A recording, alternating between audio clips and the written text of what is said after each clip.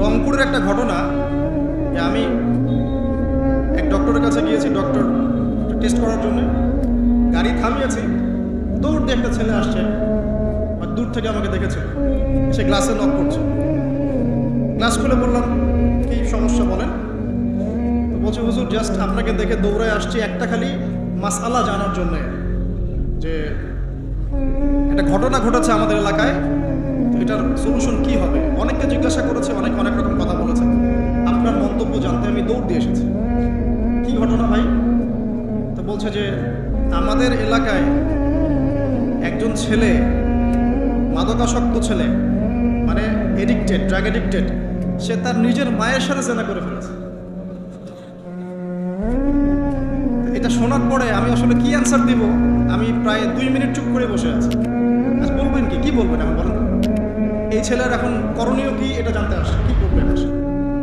2 minute চুপ করে থাকার পরে আমি একটা কথাই বললাম যে আল্লাহর কাছে খালেসভাবে তওবা করতে বলেন, এর চেয়ে বেশি কিছু আমার বলার নাই। তো ঘটনাটাকে আপনাদের কাছে কত বিব্রত বোধ হচ্ছে, অরুচিকর মনে হচ্ছে, খারাপ মনে হচ্ছে, এর বেশিরভাগই সার্কাস। যেটা বলছিলাম, এখন ইয়াবার যুগ চলছে না। একটা সময় ছিল যখন ছেলে মেয়ে যদি অ্যাফেয়ার করতো লুকিয়ে লুকিয়ে, চিঠি দিয়ে, কেউ যেন না জানে, তাই না? ঠিক, তার মানে এগুলো পার করে আসছে তারা। লুকিয়ে লুকিয়ে ছিল, কেউ যেন দেখে না ফেলে। কফি শপে বসলেও খুব সাবধানে, রিক্সায় বসলে কেউ যেন না দেখে। তারপর একটা যুগ আসলো যে জানলে কোনো সমস্যা, বাসায় ওপেন, আমার গার্লফ্রেন্ড, ও আমার গার্লফ্রেন্ড, ও আমার বয়ফ্রেন্ড, আমরা বিয়ে করব, আমরা প্রতিশ্রুতি দিয়েছি একে অপরকে, নো প্রবলেম। তারপর একটা যুগ আসলো যে যেহেতু প্রেম করছি, বিয়েই তো করতে যাচ্ছি, তো করলে সমস্যা কোথায়? তখন আবার অ্যাক্টিভিটি শুরু। মেয়েরা যদি বাইরে বের হতো, তাহলে যদি কোনো মেয়ের শর্ট কামিজ থাকতো বা আটো-শাটো পোশাক থাকতো, সে গিল্টি ফিল করতো যে সবাই আমার দিকে তাকাচ্ছে, কেমন লাগছে। আর বেশিরভাগ মানুষ এমনটা করতো না, ওই কয়েকজন করতো। আস্তে আস্তে একটা যুগ আসলো যে না, এখন বেশিরভাগই করে, সয়ে গেল এটা। তারপর একটা যুগ আসছে সরাসরি প্রেম কিছুই নাই, এখন খালি সেক্স। পতিতালয়ে যাবো, সেক্স চলে আসবো, গার্লফ্রেন্ডের সাথে সম্পর্ক লাগে সেক্স, তারপরে 5 বিচার করে দেখবো কোনটা ভালো। বাই দ্য ওয়ে, আমাদের দেশে 14টা পতিতালয় আছে, হ্যাঁ। আর এগুলো আমি বানিয়ে বলছি না, আপনি গুগল করলেই দেখতে পারবেন। তারপর একটা যুগ আসছে এখন যে হিজাব তো সরিয়েছি, তারপর আস্তে আস্তে ড্রেসটা একটু ছোট হলো, তারপর একটু টাইট ফিটিং, ঠিক আছে, একটু শর্ট করতে করতে এখন রেভলিউশন আসছে, এটাও খুলে ফেলে ফেলতে। এটাও দেখা, আমি আপনাকে বলে দিই হাদিস থেকে, এরপর কি হবে। ওই যে গোপনে গোপনে জেনা এবং এই যে অল্প অল্প অশ্লীলতার যুগটা থেকে যখন প্রকাশ্যে জেনা আর অশ্লীলতার সয়লাভের যুগটা আসছে এখন, এরপরে হবে কি, মানুষ রাস্তাঘাটেই জেনা করবে। বিশ্বাস হচ্ছে না? এটা নবী সাল্লাল্লাহু আলাইহি ওয়াসাল্লাম বলেছেন যে কিয়ামত হবে না ততদিন পর্যন্ত, যতদিন মানুষ রাস্তাঘাটের আনাচে কানাচে জেনা করবে। তখনকার সবচেয়ে ভালো মানুষ যে হবে, সে কে জানেন? যে গিয়ে ওদেরকে বলবে যে কাজটা এখানে করছো, একটু দেয়ালের পিছনে যাই করতে পারবো না, এ হবে সবচেয়ে ভালো মানুষ। হাদিসে এমন ভাষা এসেছে। তো যুগ কিন্তু হঠাৎ করেই এরকম ফাসাদপূর্ণ হয় নাই, আস্তে আস্তে আস্তে আস্তে দেখেন, প্রথমে মাদক গোপনে, দেন প্রকাশ্যে, তারপর একটা ফ্যাশন হয়ে গেল, সবাই খাচ্ছে, কে কি বলে। প্রথমে পর্দা সবাই করতো মোটামুটি, 100 বছর আগের যুগে যান দেখবেন ম্যাক্সিমাম পর্দা। তারপরে আস্তে আস্তে রেভলিউশন, ফ্যামিনিস্ট রেভলিউশন, কাপড় ছোট হতে হতে হতে এখন বিকিনির যুগ আসতেছে, সবাই বিকিনি পরে ঘুরে। কে এগুলোর বলার আছে? আমার পোশাক আমি পরবো, আপনার বলার কি অধিকার আছে? আমার দেহ আমার সিদ্ধান্ত, আমার দেহ আমার সিদ্ধান্ত। এরপরে আসবে ওই যুগটা যখন মানুষ রাস্তাঘাটে জেনা করবে, আর আল্লাহ রাব্বুল আলামিন বলেছেন তার রাসূলের মাধ্যমে, ওদের সামনে কিয়ামত হবে ইনশাআল্লাহ। মানুষ এভাবে ফাসাদে জড়িয়েছে, মুসলিম পরিবারে জন্মগ্রহণ করার পরেও এই জিনিসগুলো অমুসলিমরা করুক, খ্রিস্টানরা করুক, বৌদ্ধরা করুক, ইহুদিরা করুক, আমাদের কিচ্ছু যায় আসে না। ওরা সারা দেশ সভ্যতা একাকার করে ফেলাক, আমাদের কিচ্ছু যায় আসে না। মুসলিম পরিবারে জন্মগ্রহণ করার পরে একটা মুসলিম ছেলে, মুসলিম মেয়ে কিভাবে এগুলো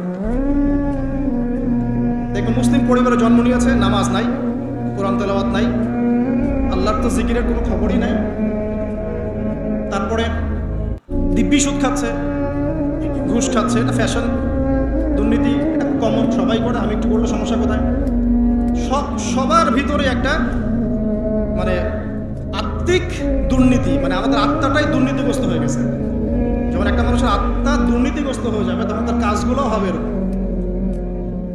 একজন রাইটারের বই পড়ছিলাম, তিনি লিখেছেন যে এখন চলমান যে সময়টুকু চলছে এটা কিন্তু অনেক আগের বই, ওই সময়ের কথা তিনি বলছেন যে এখন যে চলমান সময় চলছে এই যুগে যদি আত্মাটাকে দেহের রূপ দেয়া যায় আর দেহটাকে আত্মার রূপ দেয়া যায় তাহলে দুর্গন্ধে কোনো মানুষ আমার কাছে আসবে না। বুঝাতে পারিনি কোনো। আমাদের সুন্দর দেহটাকে যদি আত্মা বানিয়ে দেওয়া হয় আর আমাদের কুৎসিত আত্মাটাকে যদি দেহ বানিয়ে দেওয়া হয়, এত বিভৎস দেখাবে, সামনে কেউ যাবে না। তো যেটা বলছিলাম, ধর্ম মুসলিমদের মধ্যেই ফাসাদ চলছে, ইকোনমিক সেক্টরে ফাসাদ, রিবা, দুর্নীতি, সুদ, ঘুষ, কমন, এগুলো সবাই করছে।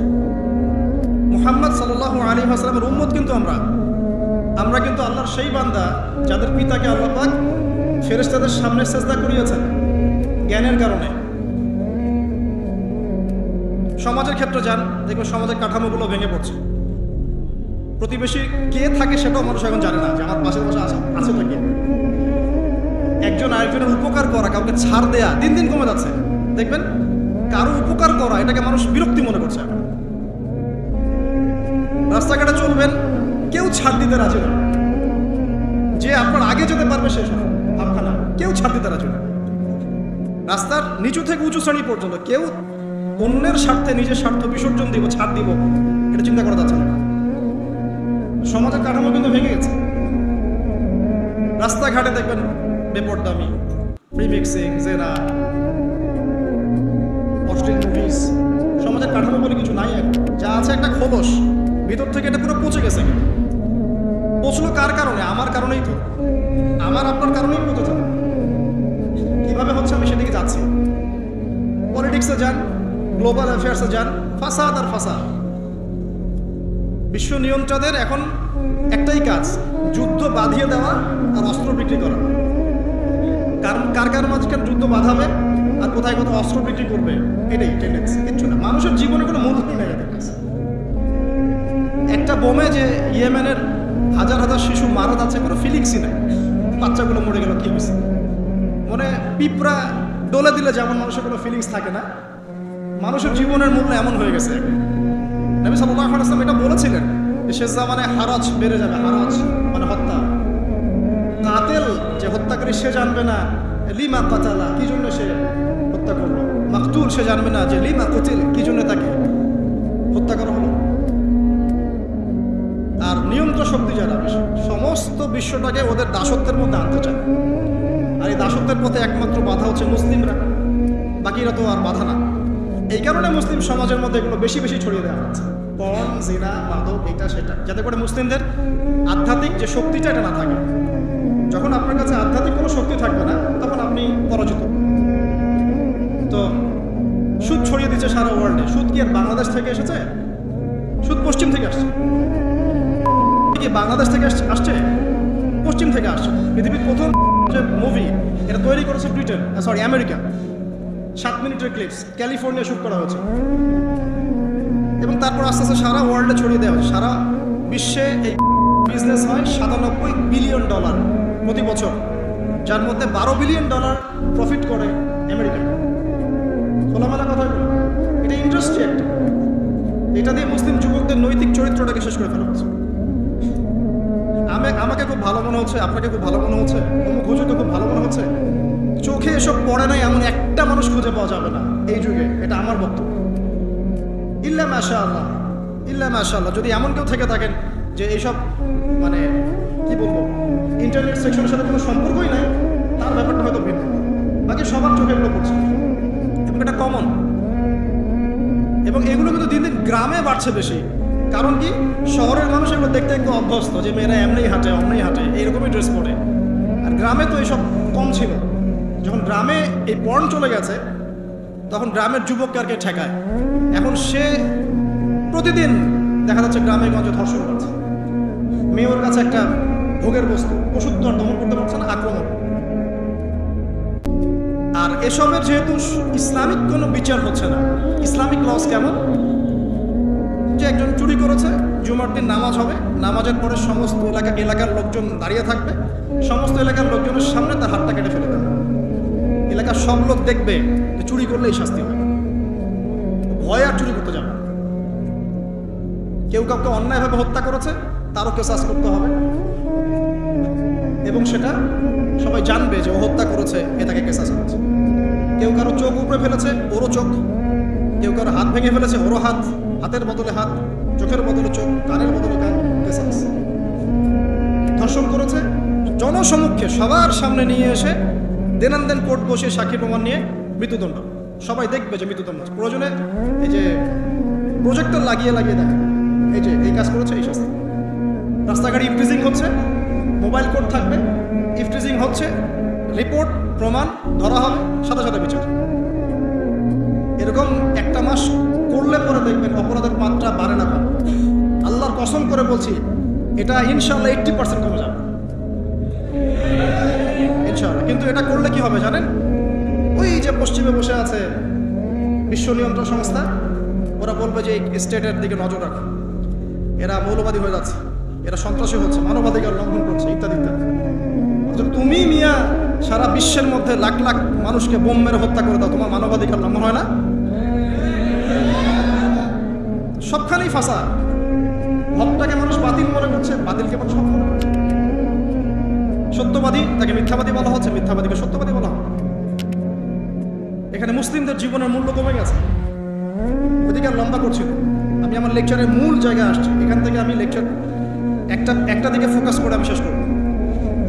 সেটা হলো, এই সমস্ত প্রবলেমসগুলো আমাদের পক্ষে সলভ করা সম্ভব নয়। সলভ করার মতো ক্ষমতা আমাদের নাই। অনেক ক্ষেত্রে আমাদের সেই জ্ঞানও নাই, এগুলো নিয়ে ভাবার সময়ও নাই। কিন্তু একটা জায়গায় আমরা ফোকাস করতে পারি, একটা জায়গায়। আজকের লেকচারের এটা সবচেয়ে মূল জায়গা। সেটা হচ্ছে আল্লাহ পাক আমাদেরকে স্ব পরিবার দিয়েছেন, দেন নাই? এবং এই পরিবারটা হচ্ছে একটা সমাজের গঠন একক। আমরা পড়েছি না, গঠন একক। একটা জিনিস, একটা কোষ, তার মধ্যে গঠন একক আছে না, অণু পরমাণু আছে না। সমাজ হচ্ছে, সমাজের অণু বা পরমাণু হচ্ছে পরিবার। একটা সমাজে যদি 100টা পরিবার থাকে, তার মধ্যে যদি 90টা পরিবার সৎ হয়, আল্লাহ ওয়ালা হয়, ইসলামিক অনুশাসন মেনে চলে সত্যিকার অর্থেই, ইনশাল্লাহ ওই সমাজটা কিন্তু দেখবেন 8-10টা সমাজের চেয়ে ভালো থাকবে ইনশাল্লাহ। আর একটা সমাজে মনে করেন 100টা পরিবার আছে, 90টাই ইসলামের বিরোধী শক্তি, ইসলামের এগেনস্টে চলে, ইসলামের কোনো পরোয়া নাই, আল্লাহ পাকের হুকুম আহকামের 5 পয়সা পরোয়া নাই। ওই সমাজের অবস্থা নিঃসন্দেহে দুনিয়াতেও ধ্বংস হবে, আখিরাতেও ধ্বংস হবে। আর এই সমাজগুলোকে নিয়েই তো একটা রাষ্ট্র হয় নাকি? আর এইভাবে রাষ্ট্র নিয়েই তো বিশ্ব। তাহলে ক্ষুদ্রতম যে জায়গাটা, সেটা কি? পরিবার। এই জায়গায় আল্লাহ পাক আপনাকে কর্তৃত্ব দিয়েছেন। এখানে কিন্তু আপনার উপর লাঠি কেউ ঘোরাচ্ছে না। আপনি অ্যাজ এ বাবা, আপনি পরিবারের কর্তা। অ্যাজ এ স্বামী, আপনি পরিবারের কর্তা। ভাই, আপনি পরিবারের কর্তা। আমাদের প্রথম স্টার্টিংটা এই ফ্যামিলি থেকে করা উচিত। তো আল্লাহ পাক এই বিষয়ে কি বলছেন, আমি ওই আয়াতটা বলে সামনে যাই। আল্লাহ পাক সূরা তাহরিমের মধ্যে 6 নম্বর আয়াতে বলেছেন, ইয়া আইয়ুহাল্লাযীনা আমানু, হে মুমিনগণ। আমাদেরকে আল্লাহ পাক বলছেন, হে মুমিনগণ, কু আনফুসাকুম ওয়া আহলিকুম নার, তুমি নিজে জাহান্নামের আগুন থেকে বাঁচো। আগে নিজের চরকায় তুমি তেল দাও, নিজে জাহান্নামের আগুন থেকে বাঁচো। ওয়া আহলিকুম নার, তোমার যে পরিবারবর্গ আছে এদেরকে জাহান্নাম থেকে বাঁচাও। কেমন দেখেন, আপনাদের বাসায় ছোট ছোট বাচ্চা কাচ্চা আছে না? আছে তো। একটা বাচ্চা যদি আগুন ধরতে যায়, ধরেন ও বোঝে না যে আগুন কেমন হবে, ছোট বাচ্চা, আল্লাহ না করে, সে ধরেন একটা কয়েল ধরতে যাচ্ছে, কয়লা ধরতে যাচ্ছে, হ্যাঁ, আগুন হাত দিতে যাচ্ছে, তো আপনি কি করবেন? আপনি তাকে সেভ করার চেষ্টা করবেন। সে যদি বলে না আমাকে ছেড়ে দাও, আমি ধরবই, আপনি প্রয়োজনে একটা থাপ্পড় দিয়ে হলে সরাবেন, তাই না? এটা হচ্ছে বাঁচানো। আপনি আপনার শিশুটাকে এই যে হাতে আগুন নেওয়া থেকে বাঁচালেন। আল্লাহ পাক এটা বলছেন, নিজে বাঁচো, পরিবারবর্গকেও বাঁচাও। পরিবারবর্গ যদি শুনতে না চায়, না আমি জেনা করবো, না আমি গান শুনবো, না আমি মদ খাবই, না আমি এইটা করবো, ওইটা করবো, যদি আপনি বুঝে থাকেন যে আপনার কথাটা হক, শাসন করে হলেও তো তাকে বারণ করতে হবে। এখানে আল্লাহ পাকের নসিহত হচ্ছে, তোমরা নিজেরা জাহান্নামের আগুন থেকে বাঁচো, পরিবারবর্গকে বাঁচাও। কোন জাহান্নাম থেকে বাঁচবে? আলাইহা মালাইকাতুন গিলাজুন শিদাদ, যেই জাহান্নামে কঠিন কঠিন মনের ফেরেশতারা আছে, পাষাণ মনের ফেরেশতা। আল্লাহ পাক তাদের মনের মধ্যে কোনো দয়া মায়া দেন নাই। আমাদের মনে দয়া মায়া আছে না, এই দয়া মায়াও আল্লাহ পাক তাদেরকে দেন না। শুধু আযাব দেওয়ার মতো শক্তি সামর্থ্য এবং কঠিন একটা মন দিয়েছেন। অন্য সূরায় আছে তাদের সংখ্যা 19 জন। কতজন?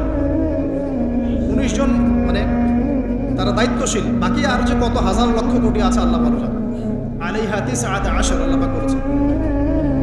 তো আলাইহা মালাইকাতুন গিলাজুন শিদাদ লা ইয়াসুনাল্লাহা মা আমারহুম ওয়া ইয়াফআলুনা মা ইউমারুন। আল্লাহ পাক ওই ফেরেশতাদেরকে যে আদেশ করেন সেই আদেশ পালনে তারা বিন্দু মাত্র গাফেলতি করে না।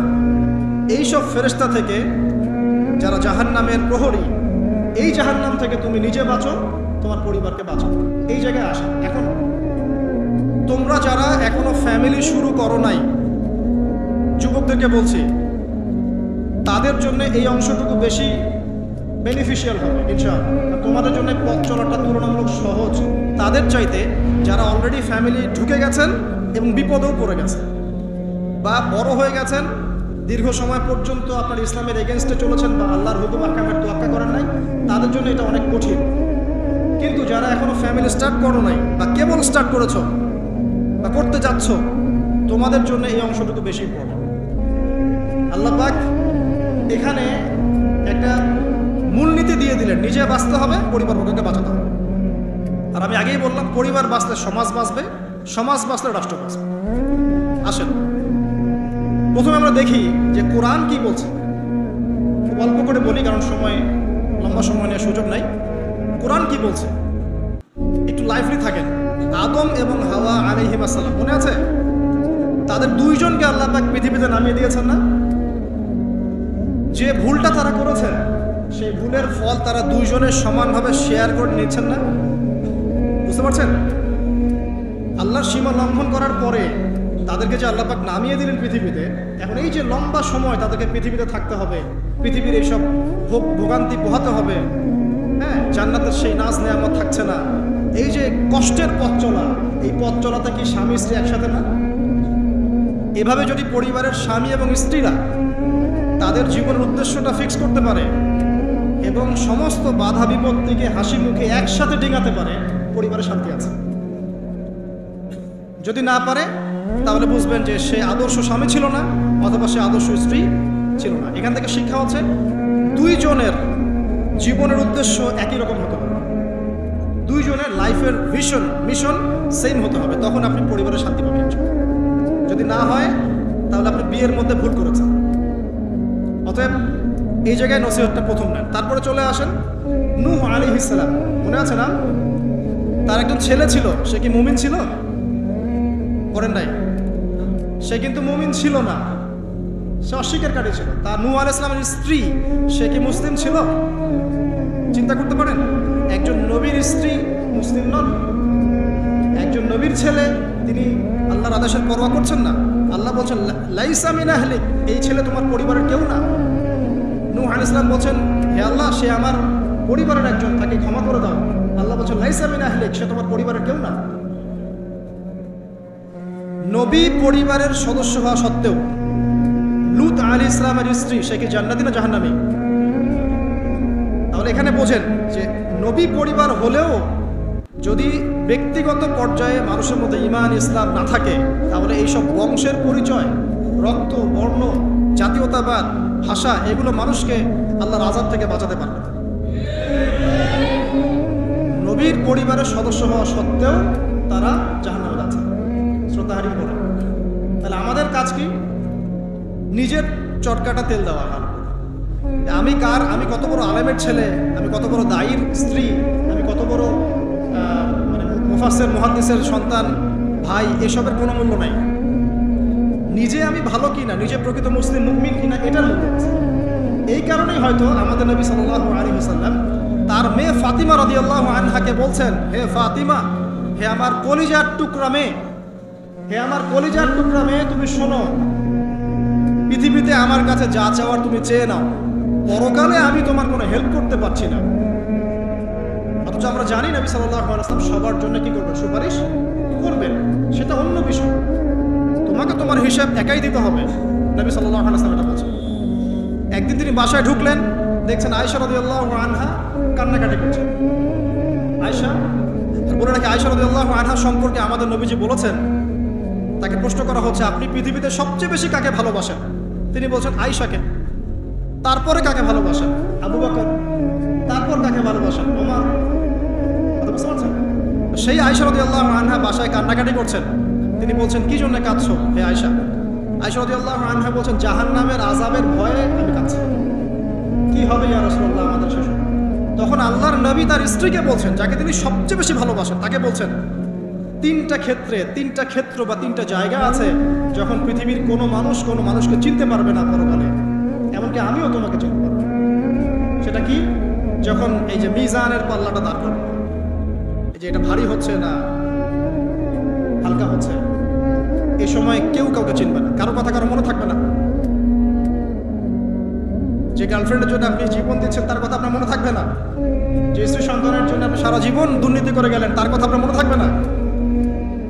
এমনকি যে স্ত্রীর কাছে আপনি অনেক প্রেমময় স্বামী, সেও আপনার কথা মনে রাখবে যখন মিজানের পাল্লাটা উঁচু করা। দুই, যখন আমল নামা ছুড়ে দেওয়া হবে, আমল নামা এভাবে উন্মুক্ত করে ছুড়ে দেওয়া হবে, ইকরা কিতাবাক, তুমি আজকে তোমার কিতাব পড়ো, ওয়া কাফা বিনাফসিকা আল-ইয়াওমা আলাইকা হাসিবা, আজকে তুমি নিজেই তোমার নফসের হিসাব নেওয়ার জন্য যথেষ্ট। এই সময় আয়েশা আমি তোমার কথা মনে রাখবো। একটা হচ্ছে যখন মানুষ পুলসিরাত পার হবে তখন কেউ কারো কথা মনে রাখবে। এখান থেকে শিক্ষা কি? নূহ আলাইহিস সালামের পরিবারের সদস্য হয়েও তারা আল্লাহর আনুগত্য না করার কারণে জাহান্নামে যাচ্ছে। লূত আলাইহিস সালামের পরিবারের সদস্য হয়েও ঈমান না আনার কারণে তারা কি করছেন? জাহান্নামে যাচ্ছেন। আমাদের শিক্ষা হচ্ছে আমাদের পরিবারগুলোর, যে আমাদের এই বংশ, আমাদের এই যে টাকা পয়সা, স্ট্যাটাস, রং, হ্যাঁ, বাড়ি গাড়ি, পলিটিক্যাল পথ, কোনো কিছুই আমাদেরকে আল্লাহর আযাব থেকে বাঁচাতে পারবে না যদি আমরা প্রকৃত মুসলিম মুমিন না হতে পারি। তো পরিবারের সদস্যদেরকে আল্লাহ পাক ঈমানদার হওয়ার তৌফিক এনায়েত করুন। এবার আসেন সামনে, আরো সামনে যান, দেখেন ওই যে ইব্রাহিম আলাইহিস সালাম, দেখেছেন মনে আছে? বাবা হচ্ছে ওই সমাজের সবচেয়ে বড় লিডারের ডান হাত, নমরুদের ডান হাত। সে হচ্ছে মূর্তি পূজারীদের সর্দার, মানে মূর্তি সে বানাতো, স্ট্যাচু মেকার। ইব্রাহিম আলাইহিস সালামকে আল্লাহ পাক ওই ঘরেই জন্ম দিয়েছেন যেখানে তার বাবা একজন শিরকের কাণ্ডারী। ইব্রাহিম আলাইহিস সালাম তাকে বোঝানোর চেষ্টা করলেন, বাবা এটা শিরক, এটা শয়তানের কাজ, এখান থেকে ফিরে আসো, আমি তোমার জন্য আল্লাহর কাছে দোয়া করবো ইত্যাদি। বাবা তার কথা শুনবো না। এটা তো এমন না যে তিনি শুধু একবার বলেছেন, তিনি হয়তো বলতেই ছিলেন, একদিন দুই দিন না, কিন্তু বলতেই আছে। এক পর্যায়ে বাবা তাকে বের করে দিল বাসা থেকে, ফাহজুরহুম, এখান থেকে বের হয়ে যাও। তুমি যদি আমাদের এই দেবতাদেরকে গালি দেওয়া বন্ধ না করো তাহলে আমি তোমার মাথা পাথর দিয়ে মেরে ফাটিয়ে ফেলব। হ্যাঁ আমার আব্বা, আপনার প্রতি শান্তি বর্ষিত হোক, আমি আল্লাহর কাছে আপনার জন্য দোয়া করব। পরে যখন আল্লাহ পাক তাকে বললেন যে কোনো মুশরিকের জন্য তোমার দোয়া করার স্বভাব পাবে না, তখন থেকে ইব্রাহিম আলাইহিস সালাম দোয়া করা বন্ধ করে। এখানে দেখেন ছেলে, একজন যুবক ছেলে, তার মধ্যে ঈমান এসেছে, সে তার পরিবারের চলমান শিরকের বিরুদ্ধে কথা বলছে, প্রয়োজনে সে সেখান থেকে স্কিপ করেছে, তাকে বের করে দেওয়া হয়েছে, সে চলে গেছে, তারপরেও কিন্তু তাওহীদের সাথে শিরকের আপোষ করে নাই ইব্রাহিম আলাইহিস সালাম। সামনে যান, ওই যে তার স্ত্রী হাজরা আলাইহিস সালাম তার সন্তান এবং স্ত্রীকে রেখে আসছেন কোথায় বলেন? মক্কায়, তাই না? মরুভূমিতে, খাবার নাই, পানিও নাই। এখন ইব্রাহিম আলাইহিস সালাম চলে যাওয়ার সময় তার স্ত্রী বলছেন যে আপনি কি আল্লাহর আদেশেই আমাকে ছেড়ে যাচ্ছেন? তিনি বলছেন হ্যাঁ। তখন তিনি বলছেন আল্লাহ পাক আমাদেরকে ধ্বংস করবেন না। এখানে খেয়াল করে দেখেন, তারপর সাফা মারওয়া সাই করলেন, জমজম কূপ পানি বের হলো, সেখানে কমিউনিটি গড়ে উঠলো। ইসমাঈল আলাইহিস সালামের ঔরস থেকে পরবর্তীতে মুহাম্মদ সাল্লাল্লাহু আলাইহি ওয়াসাল্লামের জন্ম হয়েছে ওই ট্রাইবের মধ্যেই। এখানে খেয়াল করেন, এই যে সন্তান ইসমাঈল আলাইহিস সালাম, তিনি যখন একটু বড় হচ্ছেন তখন ইব্রাহিম আলাইহিস সালাম আসছেন, এসে বলছেন আমি স্বপ্ন দেখেছি, ইয়া বুনাই, আমি স্বপ্ন দেখেছি, ইন্নী আরা ফিল মানামি আন্নী আসবাহুক, আমি স্বপ্ন দেখেছি আমি তোমাকে জবাই করছি, ফানজুর মাযা তারা, তোমার কি রায় আমাকে বলো। এখন ইসমাঈল আলাইহিস সালাম বলছেন, কিশোর ইসমাঈল, ইয়া আবাতি, হে আমার বাবা, ইফআল মা তুমার, আপনি সেটাই করেন যা আল্লাহ আপনাকে আদেশ করেছেন। সাতাজিদুনি ইনশাআল্লাহু মিনাস সাবিরিন, ইনশাআল্লাহ আপনি আমাকে সবরকারী পাবেন। কার কথা এটা? ইসমাঈল আলাইহিস সালামের কথা। এখন খেয়াল করে দেখেন, ইসমাঈল আলাইহিস সালামকে কিন্তু তার বাবা 24 ঘন্টা কাছে রেখে মানুষ করেন নাই। কারণ তিনি থাকতেন ওই যে প্যালেস্টাইনে, সেখানে আরেকজন স্ত্রী আছেন সারা আলাইহিস সালাম, আসা যাওয়া করতেন। মূলত তাকে মানুষ করেছে তার মা হাজারা আলাইহিস সালাম, যেই সবরকারী, আল্লাহর প্রতি তাওয়াক্কুলকারী মা বলেছিল, আল্লাহ যদি আপনাকে আদেশ করে থাকেন আমাদেরকে ছেড়ে যাওয়ার জন্য, সেই আল্লাহ আমাদেরকে ধ্বংস করবেন না। ওই যে তাওয়াক্কুল, ওই যে সবর, তার গর্ভ থেকে আল্লাহ পাক জন্ম দিয়েছেন ইসমাঈল। যেমন মা তেমন সন্তান। যে সন্তান বলছে আমাকে জবাই করতে যদি আল্লাহ পাক আদেশ করে থাকেন আপনি করেন। তো ঘরের মধ্যে স্ত্রীরা, আমাদের ঘরের স্ত্রীরা যদি হাজারা আলাইহিস সালামের মতো না হতে পারে, সবরকারিনী এবং আল্লাহর প্রতি তাওয়াক্কুলকারিনী, আমাদের বোনেরা, আমাদের মায়েরা যদি হাজারা আলাইহিস সালামের মতো সবরকারিনী হতে না পারে, আল্লাহর প্রতি তাওয়াক্কুলকারী হতে না পারে, তাহলে তাদের গর্ভ থেকে কোশ্চিন কালেও ইসমাঈলের জন্ম হবে না। কথা বুঝতে পারছেন? তাদের গর্ভ থেকে কোশ্চিন কালেও ইসমাঈলের মতো সন্তানের জন্ম হবে না এবং ইসমাঈলি প্রজন্ম গড়ে উঠবে না। এই জন্যই আপনি তাকিয়ে দেখেন ম্যাক্সিমাম পরিবারের সন্তান এখন বেলাইনে চলে গেছে। কারণ কি জানেন? মায়ের সমস্যা আছে। শুধু বাপেই সমস্যা থাকে না, মায়েও সমস্যা থাকে। মায়ের ফিতরাত সন্তানের মধ্যে চলে আসে। নারীরা যদি আল্লাহর আনুগত্যশীলা না হয়, মুমিনা মুসলিমা, 5 ওয়াক্ত নামাজ পড়া, লজ্জাস্থানে হেফাজত করা, খাস পর্দা করা, হ্যাঁ, স্বামীর আনুগত্যকারী, প্রেমময়ী, তারা যদি না হতে পারে, সবরকারিনী, তাওয়াক্কুলকারিনী, তাহলে ওই মায়েদের গর্ভ থেকে আপনি ইসমাঈলের মতো সন্তান কিন্তু পাবেন না। ইল্লা মাশাআল্লাহ, ইল্লা মাশাআল্লাহ। আরো সামনে যান, নবী মুসা আলাইহিস সালাম একজন ব্যক্তিকে একটা ঘুষি দিয়েছেন, সেই ব্যক্তি ওইখানে স্পট ডেড। আর ফেরাউনের লোকজন তাকে ধাওয়া করছে। মুসা আলাইহিস সালাম মিশর থেকে চলে গেলেন মাদিয়ান নামক জায়গায়। মাদিয়ানে আরেকজন নবী আছেন, তার নাম হচ্ছে শুআয়ব আলাইহিস সালাম। সেখানে গিয়ে তিনি গাছের নিচে বসে আছেন। দেখলেন দুজন মেয়ে দূরে দাঁড়িয়ে আছে, পানি নেয়ার মতো চান্স পাচ্ছে না। ওই কওমের লোকজনের শক্তি বেশি, তো তিনি একটু শক্তিশালী ছিলেন। মুসা আলাইহিস সালাম তিনি গেলেন, গিয়ে শক্তি খাটিয়ে ওদেরকে পানির ব্যবস্থা করে দিলেন। দিয়ে আবার সেই গাছের এখানে এসে বসলেন, বসে আল্লাহর কাছে দোয়া করছেন, রব্বি, হে আমার রব, লিমা আনজালতা ইলাইয়া মিন খায়রিন ফাকির। এখানে কিন্তু তার কোনো গৃহ নাই, থাকার জায়গা নেই, খাওয়ার কিছু নাই, কোনো পরিচিত কেউ নাই, একদম নিঃস্ব শূন্য হাতে হাত উঁচু করে আল্লাহর কাছে বলছেন, রব্বি ইন্নী লিমা আনজালতা ইলাইয়া মিন খায়রিন ফাকির। হে আল্লাহ, আপনি আমার উপর যে অনুগ্রহটা বর্ষণ করবেন, আমি এর জন্য ভিখারি হয়ে বসে আছি। এবার আল্লাহ পাক ওই একটা মেয়েকে পাঠালেন। ওই মেয়েটা আসলো লাজুক ভঙ্গিতে, লজ্জাশীলতা, চোখ নিচু করে।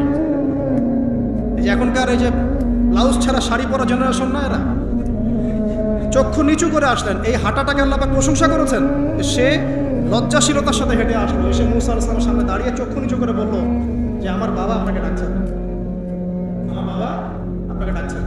এই লজ্জাশীলতা মেয়েদের মধ্যে কোথায় পাবেন এখন? একটা হাদিস আছে, যখন তোমার মধ্যে লজ্জা থাকবে না, তোমার দ্বারা যে কোনো পাপ করা সম্ভব। হাদিস আছে, যে কোনো পাপ করা সম্ভব। বিকিনি পরেও কয়দিন পর ঘুরবে এরা, আমি বলে দিচ্ছি, দেখে নিয়েন ইনশাআল্লাহ। এবং এই আন্দোলন করতে করতে এক পর্যায়ে এমন একটা অবস্থা হবে, দেখবেন যে ওটা পরেও রাস্তায় ঘুরছে। মানে ওরা দেশটাকে ওই আমেরিকান এবং ব্রিটেনদের পশ্চিমা সংস্কৃতির রঙে সাজাতে চায়। আর এই নোংরা অসভ্যতার নাম দিয়েছে প্রগতিশীলতা। শয়তান অনেক বেশি প্রগতিশীল ছিল এবং এখন আছেও। ওই মেয়ের হেঁটে আসাটাকে আল্লাহ প্রশংসা করছেন। আসার পরে তিনি যখন বলছেন আমার বাবা আপনাকে ডাকছেন, তিনি গেলেন, তখন ওই শুআয়ব আলাইহিস সালাম বলছেন যে আমার এই দুই মেয়ের মধ্যে একজনকে আমি তোমার সাথে বিয়ে দিতে চাই। মুসা আলাইহিস সালাম সেখানে বিয়ে করলেন। শর্ত হচ্ছে 8 থেকে 10 বছর তাকে তার ফার্মে চাকরি করতে হবে, কৃষিকাজ, মানে গবাদি পশুর এখানে 8 থেকে 10 বছর তাকে সার্ভিস দিতে হবে, এটাই মোহর। তো এটা আমি এখন বুঝি যে মুসা আলাইহিস সালামকে আল্লাহ পাক এই যে রাখালের কাজ করিয়েছেন কেন জানেন? কারণ এই কাজগুলো মানুষের ধৈর্য বাড়ায়। মুসা আলাইহিস সালামকে পরে আল্লাহ পাক বড় একটা দায়িত্ব দিবেন, এই কারণে তাকে ট্রেনিং দিচ্ছেন এখানে। তাকে আরো বড় একটা জাতিকে সামলাতে হবে যারা আরো অনেক বেশি উদ্ধত, অনেক বেশি গবাদি পশুর মতো। তারা কারা? ওই যে বনু ইসরাঈল। চোখের সামনে দেখলো আল্লাহ পাক ফেরাউনকে ডুবিয়ে দিলেন, তারপরে 40 দিনের মধ্যে আবার শিরিক করা শুরু করে দিলেন। আমাদের নবী মুহাম্মদ সাল্লাল্লাহু আলাইহি ওয়াসাল্লামকে একজন কষ্ট দিয়েছিল। তো কষ্টটা এত ডাইরেক্ট দিয়েছে, এসে বলেছে আপনি ইনসাফ করেন হে মুহাম্মদ সাল্লাল্লাহু আলাইহি ওয়াসাল্লাম, আপনি ইনসাফ করেন, আপনি ইনসাফ করছেন না। তো সাহাবীদের চোখ মুখ লাল হয়ে গেল যে এত বড় কথা নবীকে বলেন। তখন নবী সাল্লাল্লাহু আলাইহি ওয়াসাল্লাম বলছেন, দাঁড়াও, আমার ভাই মূসাকে তার কওম আরো অনেক বেশি কষ্ট দিয়েছে। মানে মূসা আলাইহিস সালামের কষ্টের কথা চিন্তা করে আমাদের নবী সান্ত্বনা নিচ্ছেন, এটা তো কিছুই না। মূসা আলাইহিস সালামকে তার কওম আরো অনেক বেশি কষ্ট দিয়েছে। এই কওমকে সঠিক পথে চালানোর জন্য আল্লাহ পাক 8 বছর তাকে রাখালি করিয়েছেন। আপনারা জানেন কিনা জানি না যে বেশিরভাগ নবী কিন্তু কৃষিকাজ করেছেন, এটা জানেন? তো যারা কৃষিকাজ করছেন আপনারা এখানে নিজেকে হীনমন্যতায় ভোগার, ছোট মনে করার কোনো সুযোগ নাই। আপনি একটা নোবেল প্রফেশনের মধ্যে আছেন, খাঁটি প্রফেশনের মধ্যে আছেন, ঠিক আছে? তো দেখেন, এবার মূসা আলাইহিস সালাম একজন ভালো গার্ডিয়ান পেলেন, তার নাম শুআয়ব আলাইহিস সালাম। সেখানে বাড়ি পেলেন, সেখানকার জামাই, তিনি চাকরি করছেন, মানে তার সব কিছুই অনুকূলে। ওই যে দোয়া কিন্তু কবুল হয়ে গেল। সতী পুত পবিত্র একটা মেয়ে আল্লাহ পাক তাকে দিয়ে দেবেন। কারণ মূসা আলাইহিস সালাম ছিলেন অনেস্ট, মূসা আলাইহিস সালাম ছিলেন একটা সৎ ব্যক্তি, অনেস্ট, যিনি কখনো অশ্লীল কোনো পথে পা বাড়ান নাই। ঠিক তেমন একজন মেয়েকে আল্লাহ পাক তার জীবন সঙ্গিনী করবেন। তাই আমাদের শিক্ষা হচ্ছে, আমরা যদি নিজেদেরকে পবিত্র রাখতে পারি, তোমাদেরকে বলছি, ইনশাআল্লাহ তুমি তোমার জীবনে পুত পবিত্র নেককার স্ত্রী পাবে। কিন্তু তোমরা যদি এখনকার এইসব প্রলোভনে পড়ে জেনা, মদ, পর্ন, হাবিজাবি সব কিছুর মধ্যে ঢুকে যাও, মাদক ইত্যাদির মধ্যে, পুত পবিত্র নারী আসবে না। দেখবা যে এমন নারী তোমার জীবনে আসছে যে নিজেও পবিত্র না। আল্লাহ পাক ব্যালেন্স করেন সবসময়, বিল্লাহি মাশাআল্লাহ। শুধু তাই নয়, শুআয়ব আলাইহিস সালামের মতো একজন গার্ডিয়ান তিনি পেলেন, যিনি তাকে দ্বীনের পথে হেল্প করলেন। পরবর্তীতে মূসা আলাইহিস সালাম নবী হলেন। এখান থেকে একটা প্রমাণ আছে, দলিল, সেটা হলো বাড়ির গার্ডিয়ান যদি দিনদার হয়, শুআয়ব আলাইহিস সালামের মতো সাপোর্টিং হয়, পরিবারবর্গকে দ্বীনের জন্য সাপোর্ট করছে, সেই পরিবারের মধ্যে শান্তি আসবে ইনশাআল্লাহ। এবং সেই পরিবারের যুবকরা সৌভাগ্যবান, যুবতীরাও সৌভাগ্যবান, সেই পরিবারের সন্তানরা সৌভাগ্যবান।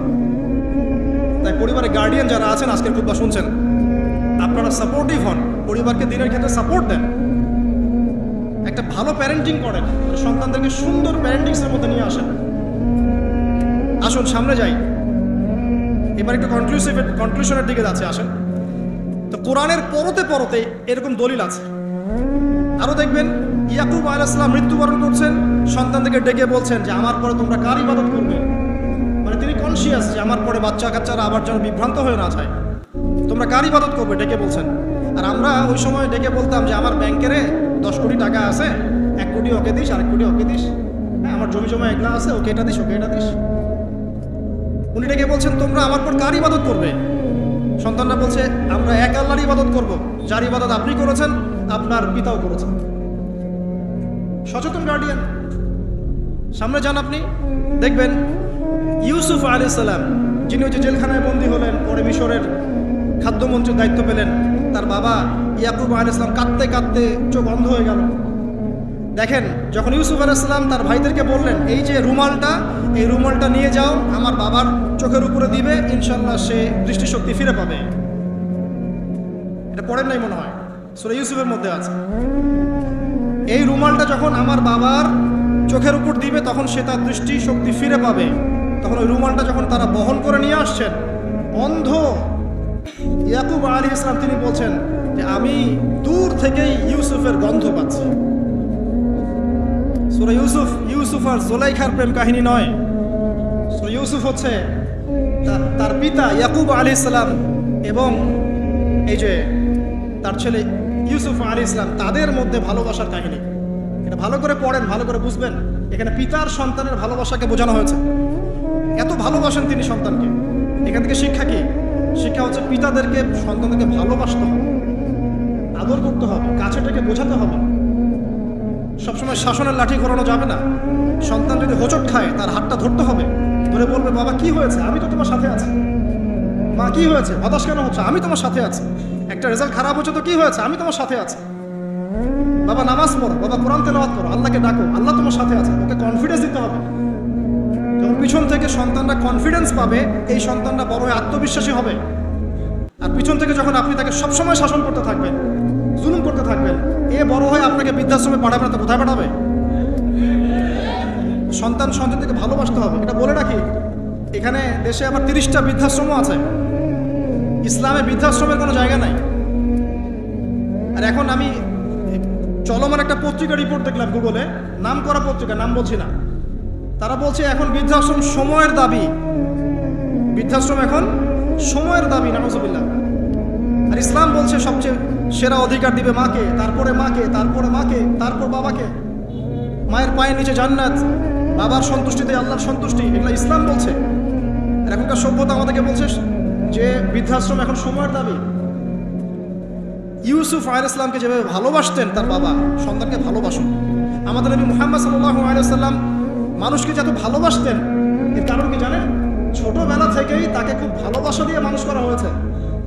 তার মা তাকে ভালোবাসতেন, তার দুধ মা তাকে ভালোবাসতেন, তার দাদা আব্দুল মুত্তালিব তাকে সাথে করে নিয়ে ঘুরতেন, কাবার সামনে বসাতেন, বসিয়ে বলতেন তার নাম হচ্ছে মুহাম্মদ, প্রশংসিত। এই নামটা তখন আরবে কেউ রাখতো না। আমার এই নাতি, আমার এই ছেলের ছেলে ইনশাআল্লাহ এ বড় হয়ে নেতা হবে, এই কথা বলতেন, তাকে আত্মবিশ্বাস দিতেন। এমনকি তার দাদার ইন্তেকালের পর তার চাচা আবু তালেব মুসলিম না হয়েও সুদীর্ঘ সময় পর্যন্ত ভাতিজাকে সাপোর্ট দিয়েছেন। এই সাপোর্ট দেয়, কনফিডেন্স, এগুলো খুব ইম্পর্টেন্ট। এগুলোর ঘাটতি যখন হবে তখন এই যুব সমাজ, পরিবারের সদস্যরা ফেড আপ হয়ে যাবে, মানসিক কষ্টে ভুগবে, মাদকের কাছে যাবে, অন্য একটা মেয়ের কাছে যাবে, আপনার মিউজিক্যাল ইনস্ট্রুমেন্টের কাছে যাবে। ঠিক আছে, আমরা শেষ করছি।